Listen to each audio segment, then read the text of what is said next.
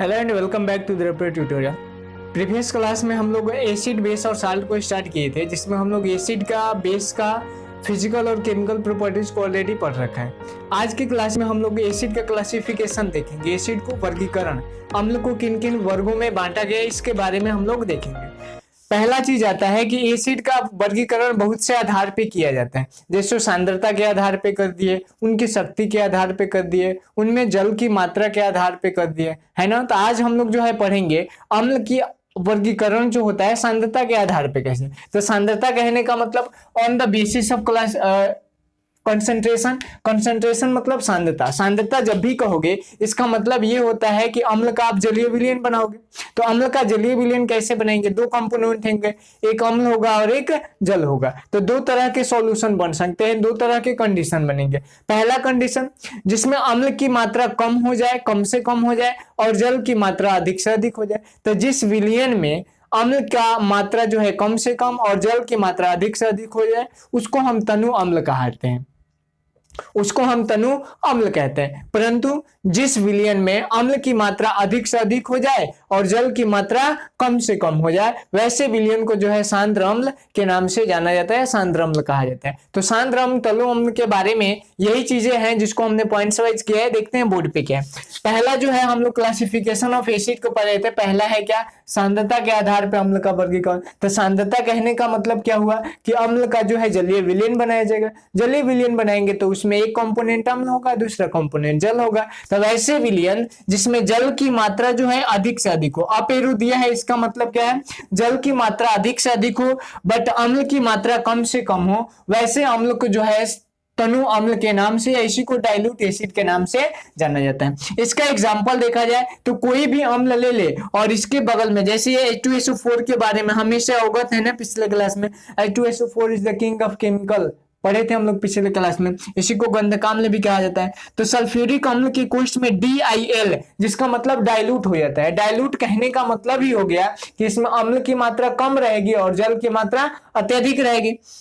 इसी को कहीं कहीं तनु लिख देता है, कहीं कहीं AQ लिख देता है। अब AQ कहने का मतलब ये भी समझ जाना है H2SO4 का एक्वस सॉल्यूशन, और एक्वस सॉल्यूशन में जल की मात्रा क्या होगी? अधिक होगी और अम्ल की मात्रा कम होगी। तो वैसे विलयन जिसमें जल की मात्रा अधिक से अधिक हो परंतु अम्ल की मात्रा कम से कम हो, उस विलयन को जो है तनु अम्ल के नाम से जाना जाता है। कंफर्म है इतनी बातें?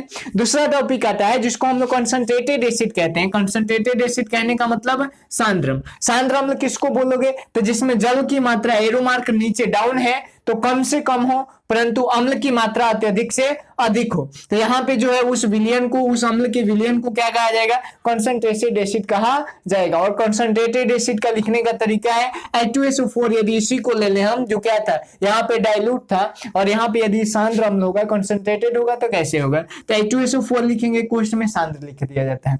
H2SO4 या कोष्ठ में CONC, CONC मतलब कॉन्क, कॉन्क मतलब होता है कंसंट्रेटेड एसिड। समझ में आ रहा है? कंसंट्रेटेड एसिड जैसे ही देखने पे यहाँ पे देखिए, जहां भी लिख दे H2SO4 इंटू सांद्र या H2SO4 कोष्ठ में कॉन्क, इसका मतलब ये समझना है कि वहां पे अम्ल की मात्रा जो है अत्यधिक है और जल की मात्रा क्या है? कम है। और ये जो होता है ना H2SO4 का जलीय विलयन जो होता है, यदि मनुष्य के चमड़े पे, स्किन पे पड़ जाए तो स्किन को जला देता है। तो इस बात को भी पॉइंट्स में याद रखना है कि यह स्किन को क्या कर देता है? जला देता है। तो आप कॉपी में पॉइंट्स वाइज ऐसे कर लोगे। पहला क्लासिफिकेशन ऑफ एसिड डालोगे, पहला वर्गीकरण जो होगा किस पे होगा? सांद्रता के आधार पे। उसके बाद आप क्या करोगे? दो पार्ट बनाओगे, एक डाइल्यूट एसिड का, एक कंसंट्रेटेड एसिड का। हिंदी में इसका नाम तनु अम्ल और सांद्र अम्ल। यहाँ पे आप डिफिनेशन लिखोगे कि वैसे अम्ल का जलीय विलयन जिसमें जो है जल की मात्रा अधिक से अधिक हो परंतु अम्ल की मात्रा कम से कम हो, वैसे अम्ल को जो है तनु अम्ल के नाम से जाना जाता है। और एग्जाम्पल में ये तीनों पॉइंट्स ऐड कर दोगे। समझ में? दूसरा हेडिंग डालोगे कंसंट्रेटेड एसिड, दैट मींस सांद्र अम्ल का। सांद्र अम्ल का डेफिनेशन बोलोगे कि वैसे अम्ल जिसका जलीय विलयन में, जिसके जलीय विलयन में जल की मात्रा कम से कम हो, एरो मार्क डाउन है ना, परंतु अम्ल की मात्रा अधिक से अधिक हो, तो वैसे अम्ल के विलयन को जो है कहा जाता है क्या? सांद्र अम्ल या कंसंट्रेटेड एसिड कहा जाता है। एग्जांपल में ये दोनों लिख लोगे। एरो मार्क देके लिखोगे कि H2SO4 का जलीय विलयन जो होता है मनुष्य के त्वचा को जला देता है। समझ में? अब एक टॉपिक आता है तनुकरण, मतलब डाइल्यूशन क्या है। तो डाइल्यूशन एक प्रोसेस है जिसमें हम लोग अम्ल को तनु करते हैं। अब अम्ल को तनु करने का भी तरीका है, केमिस्ट्री में लैब में जाएंगे आप कैसे भी नहीं कर सकते। क्यों? दो कंडीशन उत्पन्न होते हैं। पहला कंडीशन कि यदि हम बीकर में पहले से अम्ल को ले ले या बाद में जल को डालें, या दूसरा कंडीशन होता है पहले जल को ले ले उसके ऊपर से अम्ल को डालें। तो ये दोनों कंडीशन देखिए क्या है, जिस प्रक्रिया में या फिर तनुकरण वैसी प्रक्रिया है जिसमें है अम्ल को जल में धीरे धीरे मिलाते हैं। अब धीरे धीरे क्यों मिलाते हैं? यदि धीरे धीरे नहीं मिलाएंगे तो वहां पे जो होगा यह अभिक्रिया करेगा ना, अम्ल जल से अभिक्रिया करेगा और यह अभिक्रिया जो होगा विस्फोटक हो सकता है, इसलिए धीरे धीरे मिलाया जाता है। तो यहाँ पे डाइल्यूशन के बारे में, जिसको तनुकरण कहा जाता है, तनुकरण के बारे में लिखा गया है कि अम्ल को धीरे धीरे जल में मिलाकर तनु करने की प्रक्रिया। मतलब कहने का मतलब क्या हुआ, अम्ल को हमें तनु तो करना है, लेकिन अम्ल को जल में धीरे धीरे मिलाकर तनु करने की प्रक्रिया को क्या कहा जाता है? तनुकरण कहा जाता है। और ये बात महत्वपूर्ण है, याद रखना है, लैब में जाएंगे तो काफी इंपॉर्टेंट है, एग्जाम में भी डाइल्यूशन के बारे में पूछा जाता है।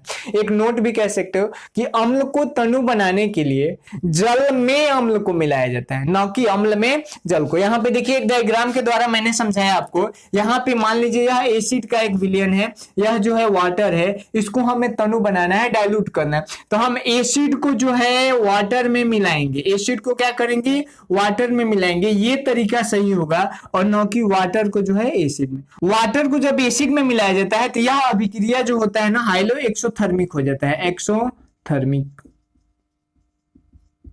डन। तो अम्ल को तनु बनाने के लिए हमेशा एसिड को, अम्ल को जल में डाला जाता है, न कि जल को अम्ल में, क्योंकि जल को जब अम्ल में डालेंगे तो यह अभिक्रिया जो होगा हाइलो एक्सोथर्मिक हो जाएगा, मतलब उच्च उष्माक्षेपी हो जाएगा। उच्च उष्माक्षेपी कहने का मतलब अभिक्रिया विस्फोटक हो जाएगा, और वहां पे हमारे चमड़े को जलने की संभावना है, हमें लॉसेज हो सकते हैं। तो पॉइंट्स इतने सारे कवर हो गए, जिसको आप लोग कॉपी में नोट्स बना के लिखो। यहां तक मैंने बना दिया था। डाइल्यूशन में आप क्या लिखोगे? डाइल्यूशन अम्ल को धीरे धीरे जल में मिलाकर तनु करने की प्रक्रिया को तनुकरण या डाइल्यूशन कहा जाता है। और यहाँ पे नोट में लिखोगे, नोट में फिगर बना लोगे, लिखोगे कि अम्ल को तनु बनाने के लिए हमेशा अम्ल को जल में डाला जाता है। दूसरा पॉइंट साथ में लिखोगे कि अम्ल को तनु बनाने के लिए कभी भी जल को अम्ल में नहीं मिलाया जाता है, क्योंकि यह प्रक्रिया जो होती है हाइलो एक्सोथर्मिक, उच्च उष्माक्षेपी हो जाती है, जिससे अभिक्रिया जो होता है विस्फोटक हो जाता है, और इसके कारण खतरा के चांसेस जो है बढ़ जाते हैं। समझ में इतना? अब हम लोग आएंगे classification of acid on the basis of strength. शक्ति के आधार पर अम्ल का वर्गीकरण कैसे किया जाता है, चलिए देखते हैं। मिटाते हैं इसको। अब शक्ति के आधार पर हमें देखना, इसका सारे को कॉपी में आप नोट्स बनाओगे, और नोट्स बना करके फिर आप तैयारी करोगे। ऐसे आप नहीं करोगे, फिगर से आपको समझना आसान है ना। एसिड को कहाँ मिलाते हैं? जल में, ना कि जल को एसिड में, क्योंकि एसिड में जल को मिलाएंगे तो वहां पे जो होगा क्या हो जाएगा, वह अभिक्रिया जो होगा उच्च उष्माक्षेपी हो जाएगा, और उच्च उष्माक्षेपी होने का डर होगा, तो वहां पे अभिक्रिया विस्फोटक हो जाएगी। ठीक है, चलिए।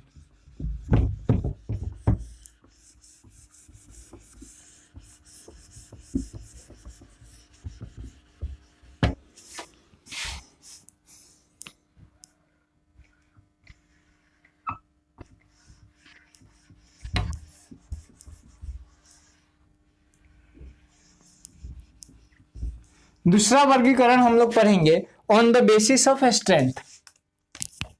दूसरा क्या है? ऑन द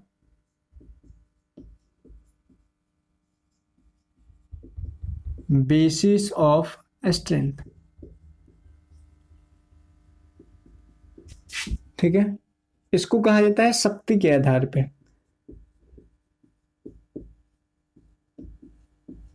शक्ति के आधार पे,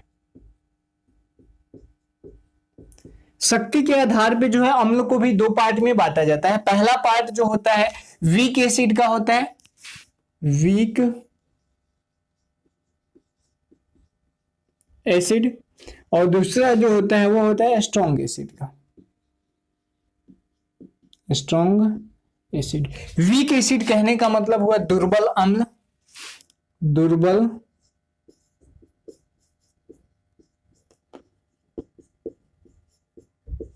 और स्ट्रॉन्ग एसिड कहने का मतलब प्रबल अम्ल।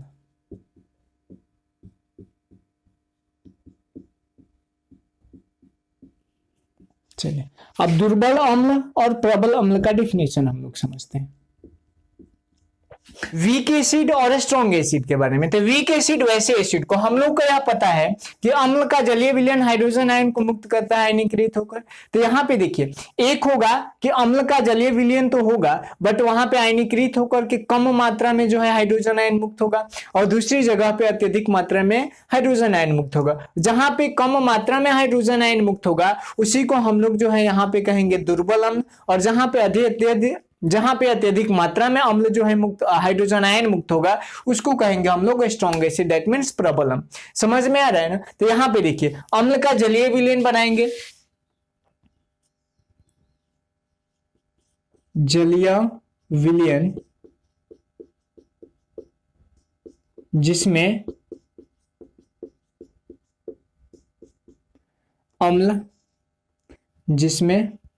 अम्ल आंशिक रूप से घुलकर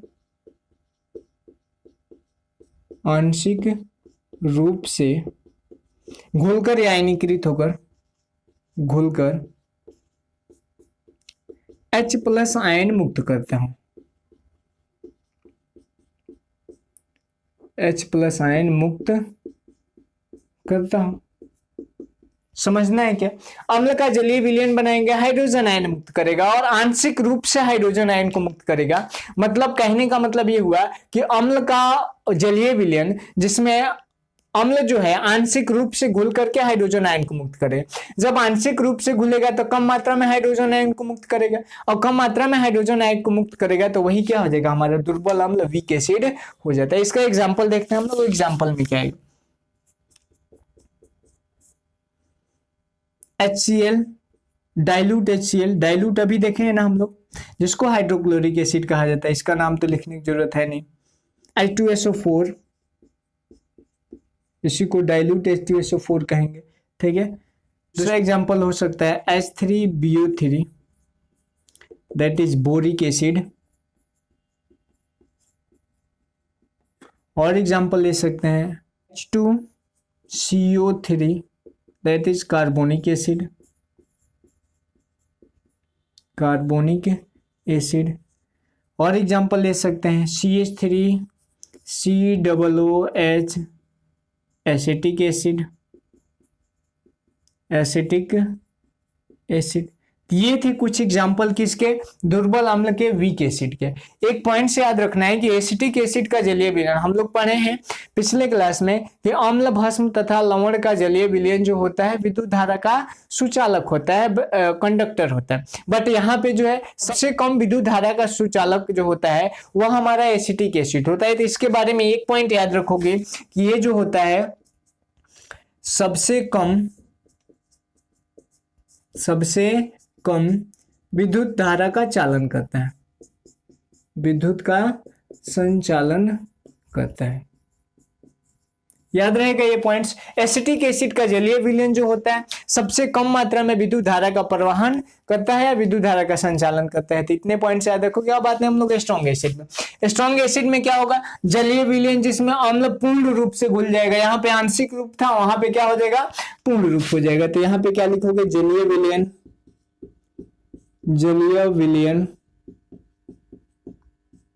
जिसमें अम्ल पूर्ण रूप से घुलकर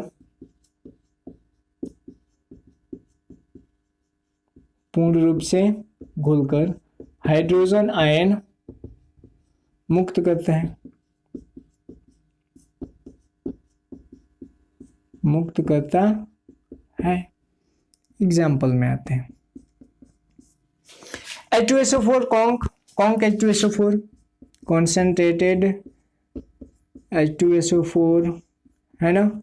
दूसरा एग्जांपल हाइड्रोक्लोरिक एसिड HCl जिसको कहते हैं, ये भी क्या होना चाहिए, कॉन्क होना चाहिए, ठीक है। कभी कभी कंपैरिजन पूछा जाता है कि निम्न में कौन सा एसिड जो होगा प्रबल अम्ल होगा, कौन सा एसिड जो होगा दुर्बल अम्ल होगा। H2SO4 जिसको हम सल्फ्यूरिक अम्ल कहते हैं, और एक होता है H2SO3। तो इसमें जो होता है H2SO4 प्रबल अम्ल होता है।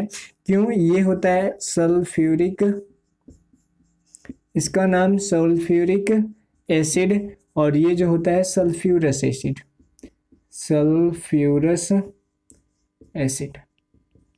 समझ में आ रहा है? तो कभी कभी कंपैरिजन पूछा जाता है तो यह ऑप्शन में देता है कि H2SO4 मतलब सल्फ्यूरिक एसिड और सल्फ्यूरस एसिड में कौन सा वीक एसिड है, कौन सा स्ट्रॉन्ग एसिड है। तो जिधर मुंह खुला है, किधर मुंह खुला है, स्ट्रॉन्ग एसिड की तरफ मतलब सल्फ्यूरिक अम्ल की तरफ, तो यह क्या होगा, स्ट्रॉन्ग एसिड होगा, और यह क्या हो जाएगा, वीक एसिड हो जाएगा। एक और एग्जाम्पल ले लेते हैं हम लोग, दैट इज HNO3। क्या होता है यह, नाइट्रिक अम्ल होता है ना, नाइट्रिक एसिड, और ये जो होता है प्रबल होता है HNO2 से, HNO2 मतलब नाइट्रस एसिड से, नाइट्रस एसिड। समझ में आ रहा है? तो ये भी एग्जाम्पल हो सकता है, एग्जाम्पल में आप लिखोगे। दूसरा एक होता है ना फ्लोरीन क्लोरीन ब्रोमीन आयोडीन से जो एसिड बनता है, जैसे HF hydrogen fluoride, HCl hydrochloric acid जिसको हाइड्रोजन क्लोराइड भी कहा जाता है। तीसरा fluorine chlorine bromine HBr hydrogen bromide, HF hydrogen fluoride, chlorine bromine iodine HI hydrogen iodide. तो ये जो होता है ना, यह क्या होता है, वीक एसिड होता है, वीक एसिड होता है, और ये जो होता है स्ट्रॉन्ग एसिड होता है, और इनका क्रम जो होता है इस ऑर्डर में होता है। मतलब सबसे स्ट्रॉन्ग एसिड हाइड्रोजन आयोडाइड, फिर उससे कम हाइड्रोजन ब्रोमाइड, फिर HCl, उसके बाद HF। मतलब सबसे कम जो होता है वीक एसिड जो होता है HF, और ये जो होता है HI। कभी कभी ऑर्डर पूछ देता है कॉम्पिटिटिव एग्जाम में, BHU वगैरह में बहुत बार पूछा है, तो आप इसको भी कर लोगे। समझ में आया होगा। क्लासिफिकेशन ऑफ एसिड को हम लोग 2 एसिड पढ़ लिए। अगले क्लास में हम 2 क्लासिफिकेशन को और पढ़ेंगे, जिसमें हम लोग पढ़ते हैं मिनरल एसिड और ऑर्गेनिक एसिड के बारे में, बहुत इंपॉर्टेंट है। और आज के लिए हम लोग इतना टॉपिक रखते हैं, बाकी जो है आप इसका नोट्स बना ले, कॉपी में लिख लें। इसके पहले हम लोगों ने पढ़ा classification of acid on the basis of concentrator, सांद्रता के आधार पे। अभी हम लोग पढ़े स्ट्रेंथ के आधार पे। कल के क्लासेज में हम लोग ऑक्सीजन के आधार पे पढ़ेंगे, ऑक्सी एसिड के बारे में, ऑर्गेनिक एसिड जिसको सोर्स के आधार पे कहते हैं, तो कल के क्लासेज में उसको क्लियर करेंगे। इससे रिलेटेड कोई भी डाउट्स है तो आप कमेंट करके जरूर पूछें। साथ ही साथ दोस्तों को भी शेयर करें। क्लासेज अच्छे लगते हैं तो वीडियो को लाइक करें। मिलते हैं अगले